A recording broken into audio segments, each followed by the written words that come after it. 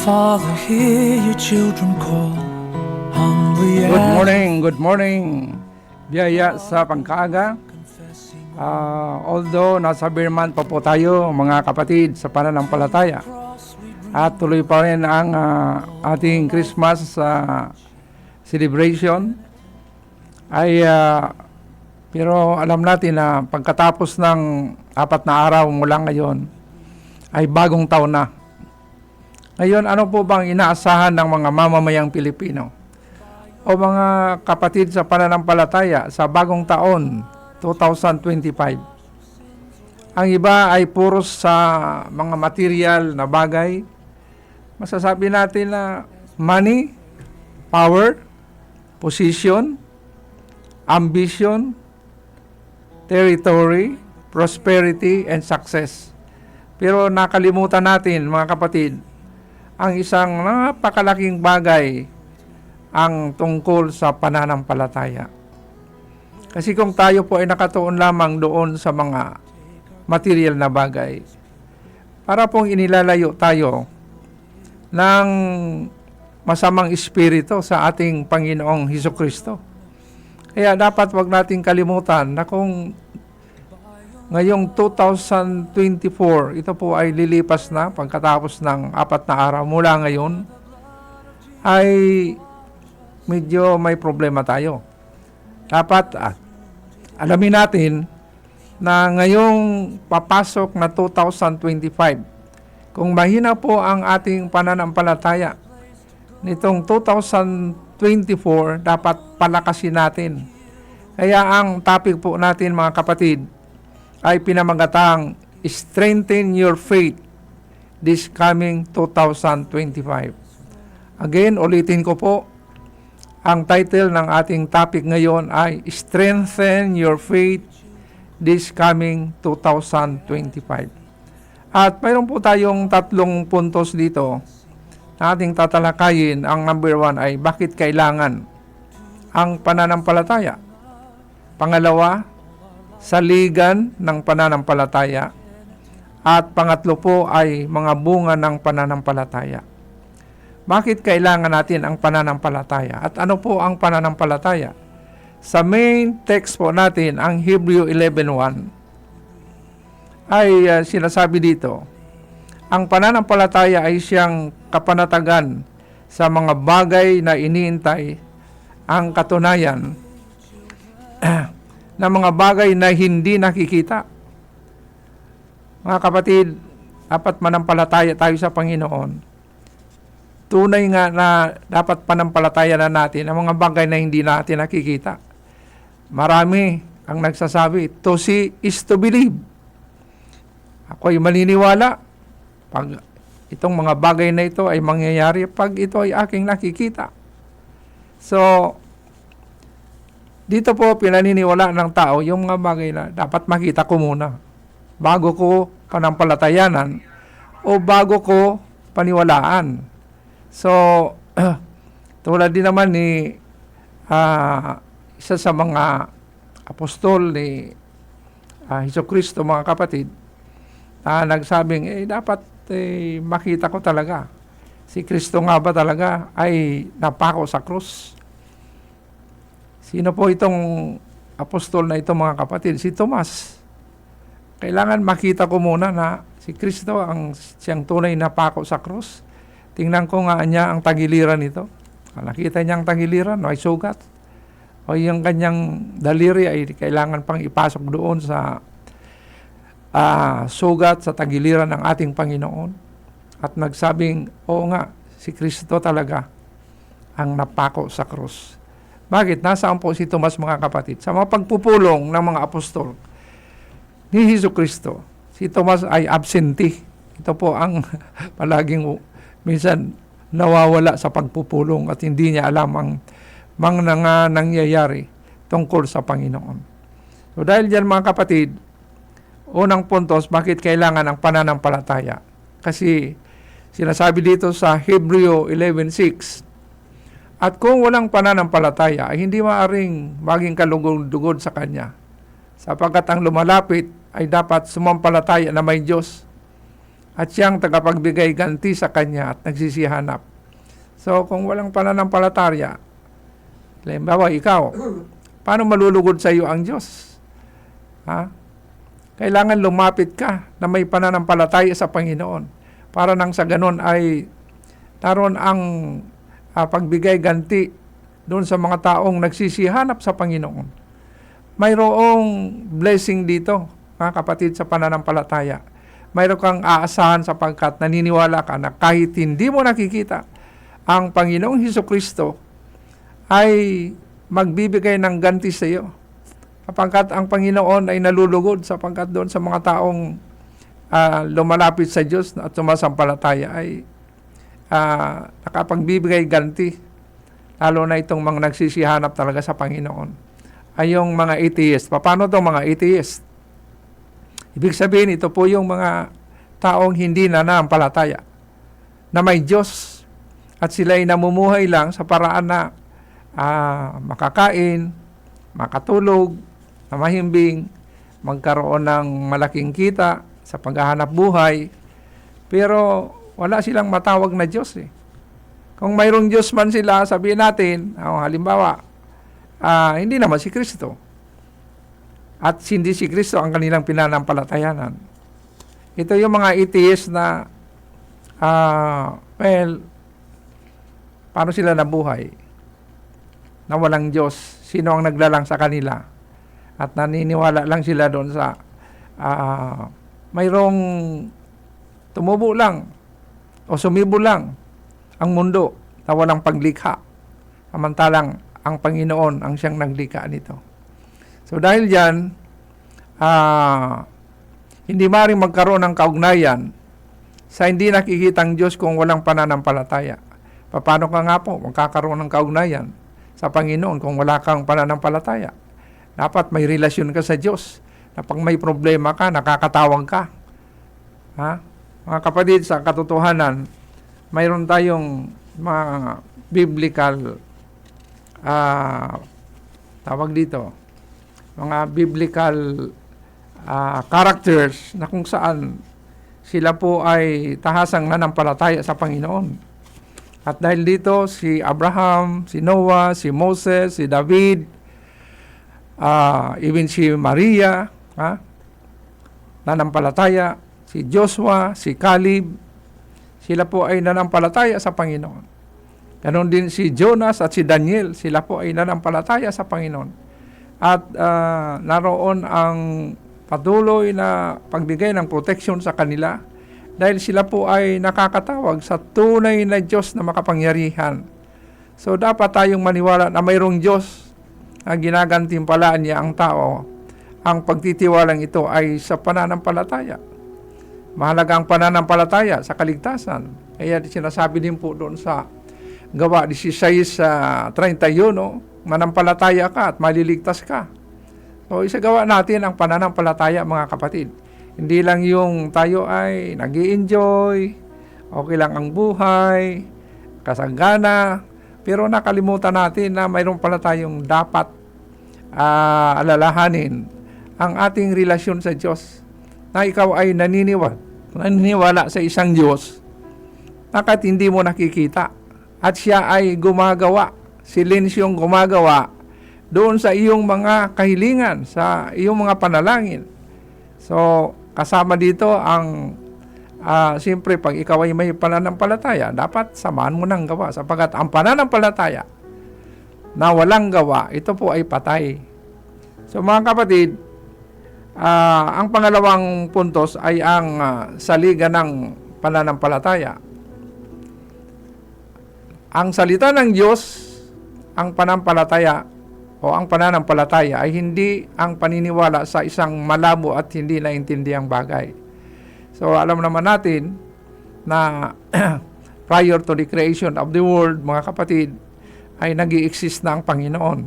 At ang sabi niya nga ang salita ay galing sa Diyos at ang salita ay sumasa Diyos at ang salita ay Diyos. Ito po ay nakapaloob sa 1:1 So, si Jesus mismo ay ang salita. Ha? At ang salita ay mismo si Kristo. So, ito ay dapat nating panampalatayanan sapagkat ito ay pananampalataya sa salita ng Diyos at tinatanggap ng mga mananampalataya ng Biblia bilang siya ang ipinapahayag. At totoo ang tunay na salita ng Diyos. Kaya nga si Kristo ay bilang anak ng Diyos, siya po ay ang salita. So sa katotohanan, ang katauhan ni Kristo ang pananampalataya hindi lamang sa pagdiligtas, kundi sa isang persona na ang Panginoong Hesus ang tunay na tagapagligtas. Bakit? Si Kristo ay ibinaba dito sa lupa, inatasan na bumaba dito sa lupa, ipinanganak doon sa little town of Bethlehem, the city of Jerusalem, para sa ano? Ano ang pakay? Ano ang purpose? Para tayo po ay iligtas.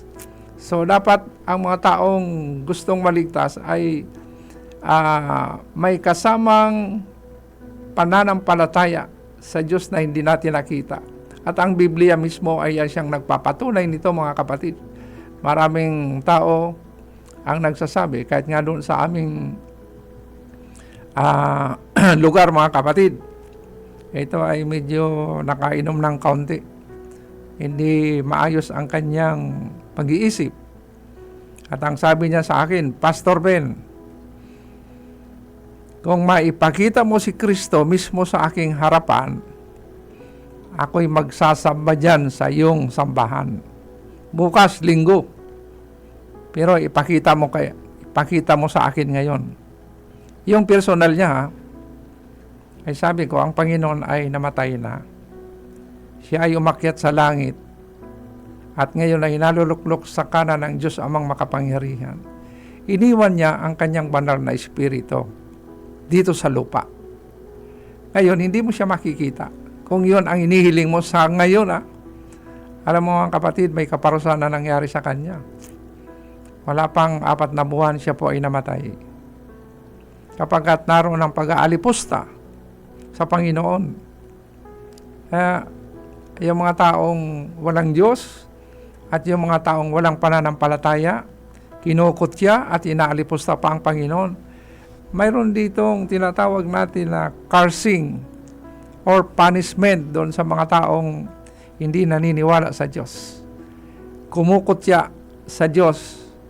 Tinutulig sa ang Diyos. Lalong-lalo na ang Panginoong Hesus na siyang ating tagapagligtas sapagkat siya na nga ang tumubos sa atin.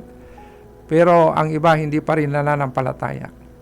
Pangatlo, mga kapatid, ang bunga ng pananampalataya. Tayo ay naligtas sa pamagitan ng pananampalataya. Kaya dito sa Genesis 15:6, ang sumampalataya tulad ni Abraham sa Panginoon ay ito ay ibinilang na katwiran sa kanya. Ang Panginoon ay napakamatuwid. Nung sinabi ng Panginoon na ialay mo, Abraham, ang iyong anak na si Isaac, nanampalataya si Abraham. Dito tinitesting ang pananampalataya ng isang tao tulad ni Abraham, mga kapatid. Na narinig niya ang tinig ng Panginoon at mismong nangusap sa kanya. So anong ginawa niya? Sumunod at nanampalataya. Kahit na ito ay kaisa-isa niyang anak na si Isaac, mga kapatid, hindi alintana sa kanya na sabihin ba, kung sa ibang tao lang hindi katulad ni Abraham, pwedeng magsalita na, Lord naman, kaisa-isa kong anak, ang katapos na ang tagal ng panahon na si Sarah ay halos hindi na magkaanak dahil sa siya po ay hindi na inaabutan ng buwan ng daloy, ay ngayon na nanganak at ibinigay mo tapos kukunin mo din kaagad. Sa murang gulang, mga kapatid, hiningi ang anak ni Abraham na si Isaac. Pero hindi nagreklamo si Abraham, mga kapatid. Tahasang sumunod at nanampalataya si Abraham. Pero ito ay mga test of faith sa buhay ni Abraham. Tayo man din mga kapatid, ay mga test of faith sa buhay natin. So kung babalikan natin si Abraham, ibinigay niya talaga. Pero nung kanyang papatayin na at iaalay si Isaac sa Panginoon, ay mayroong anghel mga kapatid na dumating. At siya po ay sinaway, hindi na natuloy, sasaksakin na sana o papatayin itong si Isaac. Pero nang lumingon siya, nakita niya yung tupa. Iyon na lang ang kanyang inialay. Ano ang moral lesson dito mga kapatid? Tahasan na tayo dapat pag nakakarinig tayo ng tinig ng Diyos, sumunod tayo at manampalataya. Ang iba, pinabawalang bahala. O tinatawag natin, didma lang. Kahit na nangungusap sa iyo ang Panginoon, pinabawalang bahala mo lang. Na mayroon palang layunin sa iyo ang Diyos na dapat mong gampanan. Kahit sa ating mga ministeryo, may mga tinawag na pastor, may mga ebangelista, mayroong mga obispo, mayroong mga tagapangaral, mayroong mga taga-disipulo, may mga taga-bautismo. Ibig sabihin, tinawag tayo sa pag-iibanghelyo. At dahil tinawag tayo sa pag-iibanghelyo, sundin natin. Ito ang kahinaan mga kapatid kung bakit ang simbahan nga ay kukunti ang mga mananampalataya sapagkat kukunti ang mga nagsisipaghayo. So, kailangan natin dito, sabi ng Panginoon, na dapat maraming maligtas. Pero, gayong ako ay umakyat na sa langit, ay aking iniwan sa aking mga disipulo na kayo ay patuloy na mag-ibanghilyo. Sa paraang upang tanggapin ang Panginoon bilang tagapagligtas ay sa pamagitan ng pananampalataya. Dapat may nagtuturo para nang sa ganun ay mayroong matututo. Mayroong mga mag-iibanghilyo, hindi na yung tinatawag nating door knocking ngayon mga kapatid, na napakahirap nga naman. Ang cell group, yun na ang ginagawa natin. Ang cell group sa bahay-bahay, may isang bahay na at least mayroong 7 o 8 miyembro at pagka umabot na sa 10, panibagong cell group naman ang gagawin. At dumadami ang mga mananampalataya. Yumayabong ang miyembro ng simbahan dahil mayroong mga tinawag ng Diyos na nagsisisampalataya. At dapat unang-una ang pamilya nga natin ang dapat mabahagi na ng salita ng Diyos. Sapagat maraming pamilya ang sa totoo lang, sabi niya, ang pamilya namin ay walang kaayusan. Bakit walang kaayusan? Ang anak, ayaw magpagamit sa Diyos. Maraming ministeryo ang dapat gampanan sa sambahan. Pero dahil sa kulang sa pananampalataya, ang gusto lang nila, ang sila ay magkaroon ng tinatawag nating yaman. Puro mga physical na mga bagay na yung mga nakikita. Pero yung spiritual na bagay, walang relasyon, kaya hindi sila makatawag sa Diyos. Pag may problema, hindi makatawag sa ating Panginoon.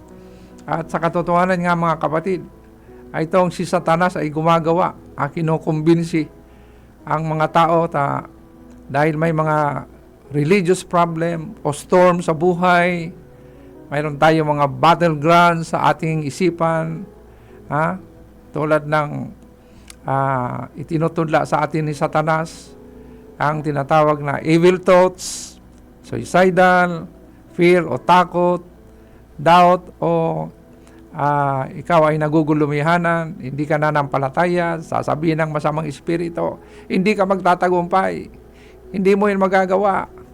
May namamatay na ito dahil sa kanilang pagiging maalalahanin, nag-aalaala doon sa mga bagay na hindi mangyayari yun. So, namamatay na lang sa ganoong sitwasyon dahil ang dyablo nag-overtime din. Nag-overtime din. Nasaan yung ating mga mananampalataya? Sa pangunguna ng ating mga butihing pastor. At ako ay saludo sa aking mga kapwa pastor sapagkat lumalago ang simbahan dahil naroon ang pagsusumikap na ang pananampalatayang ito ay maibahagi doon sa mga taong wala pa sa Panginoon. Pangatlo mga kapatid ay ang mga bunga ng pananampalataya. Sabi dito sa Genesis 15:6, tayo ay naligtas sa pamagitan ng pananampalataya at sumampalataya sa Panginoon. Ito ay binilang sa katwiran sa Kanya. Ganon din sa Roma 4:3 mga kapatid. At ganon din sa Juan 1:12. Nasabi dito, sa makatuwid bagay, ang mga nagsisampalataya sa Kanyang pangalan. So may kaligtasan mga kapatid, pagkat tinawag mo ang pangalan ng Panginoon. Pero mayroon din naman ito sa banal na kasulatan na hindi lahat na tumatawag sa Panginoon ay sa Panginoon. Hindi lahat na tumatawag kay Kristo ay kay Kristo. Sapagkat mayroong mga taong lilitaw mga kapatid na parang lobo, pagsisilain itong ating mga mananampalataya.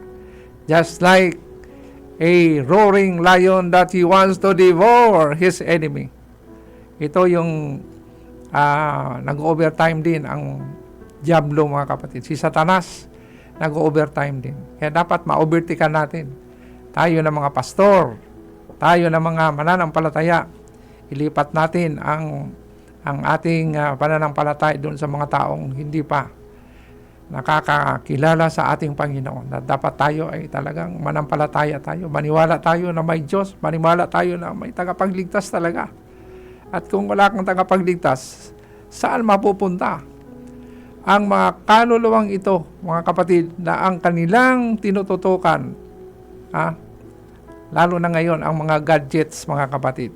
Mas marami ang panahon sa pagtutok sa gadgets kaysa sa pananalangin, pagkakaroon ng cell group, pagkakaroon ng tawag natin, kailangan mayroon tayong cell group every Wednesday. Kailangan mayroon tayong devotion. Pero wala na mga kapatid. Mas marami ang panahon sa gadgets. Iyon ang kanilang tinututukan. At alam mo, ang gadget ay pinasok na rin ng masamang espiritu. Na sa pag-i-scroll mo, may makikita ka dyan na hindi magaganda. Kailangan ilipat ka agad. Hindi ka dapat tututok doon sa mga bagay na minsan masidhi. Na ito ay pinasok na talaga ng masamang espiritu.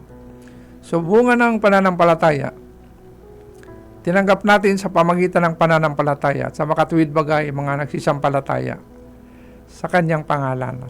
Nabanggit ko na nga ito kanina mga kapatid. Inuulit ko lamang na dapat tayo po ay nagsisisampalataya sa ating Panginoon ay alam natin ang pangalan ng ating pinanampalatayanan. Walang iba kundi ang Panginoong Jesucristo. Kasama dito ang Ama at ang Espiritu Santo sapagkat tayo po ay mga Trinitarian. So liban dyan tayo inaring ganap sa pamagitan ng pananampalataya. Roma 5:1. Ano po ang sinabanggit dito? Yaman na nga ang inaaring ganap sa pananampalataya. Tayo ay mga inaring ganap mga kapatid ng ating Panginoon ay dapat manampalataya tayo. Tayo ay mga pinili ng Panginoon. Hindi tayo ang pumili sa Kanya. At tayo ay talaga ay mayroong gampanin sa ministeryo para lumago ang mga mananampalataya.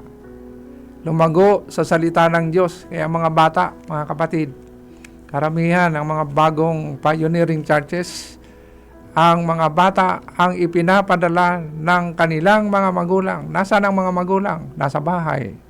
Saan sila busy? Busy sa paglaba, busy sa pagplansa, at sa paggawa ng mga bisyo. Pero pagdating sa Panginoon, wala sila. Kaya karamihan mga bata. Pero ako'y natutuwa naman kahit na mga bata ang pinapadala nila. Pero dapat nga ang mga magulang. Kaya ang nangyayari ngayon, baliktad mga kapatid. Ang pinangangaralan ngayon, ang ina ng mga bata sapagkat sila ang higit na nakakaalam sa salita ng Diyos. So, dapat tayo, mga inaring ganap at may ministeryong kampanin ang mga ina at ama na bilang haligi ng tahanan, sila mismo ang mga role model ng tahanan. Dito sa Galatia 3:26, sapagkat kayong lahat ay mga anak ng Diyos sa pamamagitan ng pananampalataya kay Kristo. So tayo mga anak ng Diyos, maging role model, makita sa atin ang magagandang pag-uugali ni Kristo. Naroon na ikaw ay mapagmahal, marunong kang magpatawad, marunong kang magbigay, marunong kang umunawa doon sa mga taong mga nangangailangan. Kapagkat kung ang pangalan ni Kristo ay nakakabit na sa iyo, bakit hindi ka ba proud na sabihin, I am a Christian, the word Christ is in my life. Ang aking buhay kung saan nakakabit ang pangalan sa Kristo, I am proud to be a Christian. Pero po ano ang nangyayari mga kapatid? Baliktad eh. Nakikita ang masamang gawa pero nakakabit ang pangalan ni Kristo. Dapat may consistency. Ano ba? Kristiyano ka, pero ano ang gawa mo? Taliwas naman ang ginagawa mo doon sa sinasabi mo. Taliwas naman sa personalidad mo ang nakikita ng tao kaysa ikaw ay sinasabi mo ikaw ay Kristiyano. Pagkat ikaw ay Kristiyano, pinakikita mo ay naroon ka, sumusunod ka, nananampalataya ka talaga kay Kristo, at nakikita ang kabutihan ng mga tao sa buhay mo, hindi iyong buhay ng kalaban natin. Kaya ang sinasabi, ikaw ay banal, pero nakikita ng kabaligtaran, kabalintuanan, o kabaligtaran sa buhay mo. Ang nakikita, hindi naman talaga si Kristo. Sapagkat ang tunay na pinanampalatayanan, hindi si Kristo, kundi ang kalaban. Sino ang kalaban natin?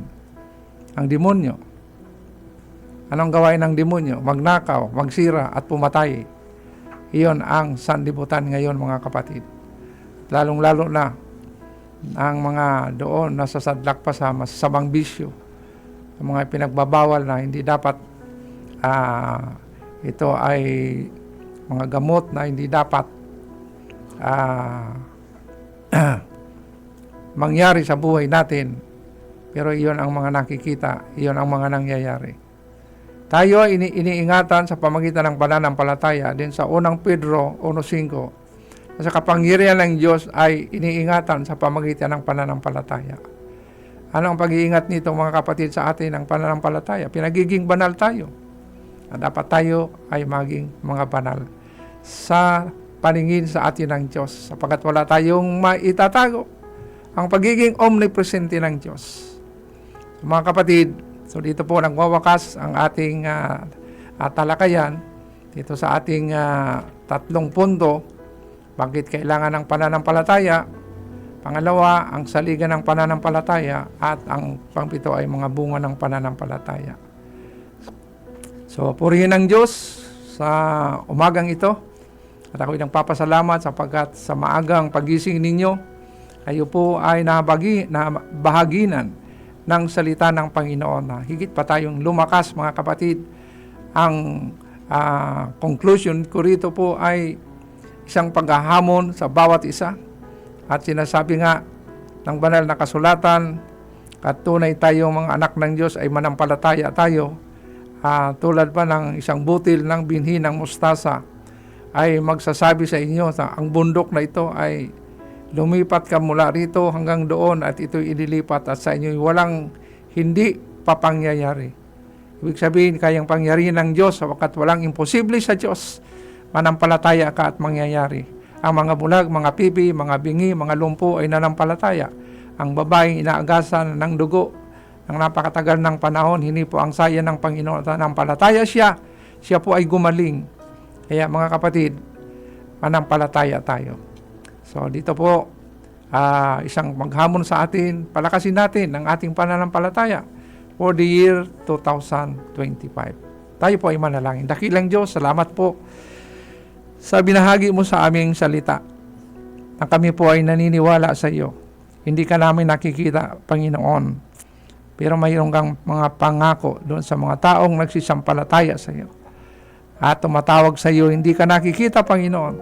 Pero kumikilos ka, gumagawa ka sa buhay nila, Panginoon.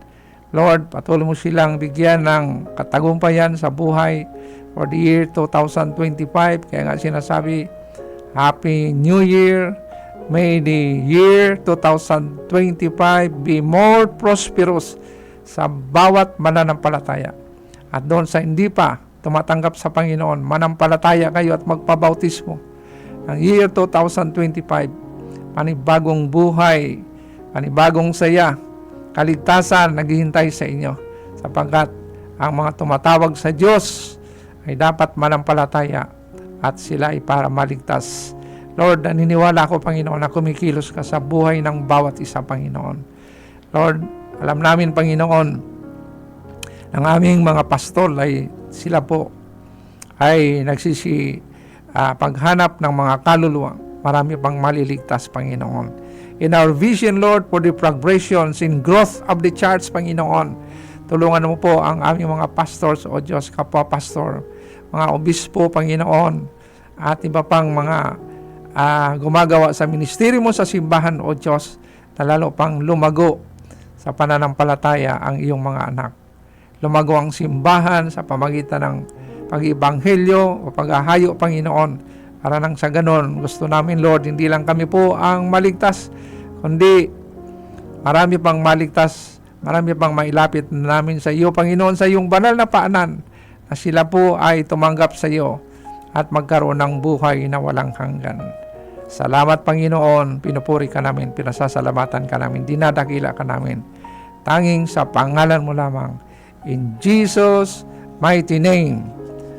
Amen and amen. Mga kapatid, ang inyo pong lingkod, Pastor Pen Blanco, papaalam lang. Again, Merry Christmas and a prosperous New Year. Susunod na po si John Bernas sa Kakampi Mo Network. Thank you and God bless you all. I love you all.